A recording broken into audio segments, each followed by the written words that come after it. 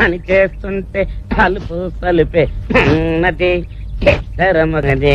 ఇదిగో బాబు, ఇక్కడ పిల్ల జమీందారని ఒకటి ఉండాలి, ఏమైపోయాడు? పూనా పోయాడు. ఎక్కడో ఎన్నట్టుగా చూసినట్టుగా ఉంది. అమ్మో, ఇంకా నేను గుర్తుపట్టలేదు. బతికిపోయాను. నమస్తే. నమస్తే. నువ్వు పిల్ల జమీందారివి. ఎలా గుర్తుపట్టావన్నా? నువ్వు స్టైల్ ని చూసి గుర్తుపట్టానన్నా. నీ అబ్బా తారు డబ్బా మీద తాటికాయ బోర్లిచ్చినట్టుగా నీ బాడీ, నాటు పంది నడుస్తున్నట్టుగా తమ నడక చూసి నేను గుర్తుపట్టలేకపోవటం. నువ్వు ఒక పిల్ల జమీందారివి. అన్నా, నా మాట నమ్మన్నా.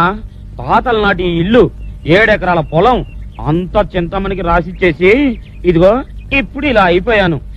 నిజంగానే నేను పిల్ల జమీందారునన్నా.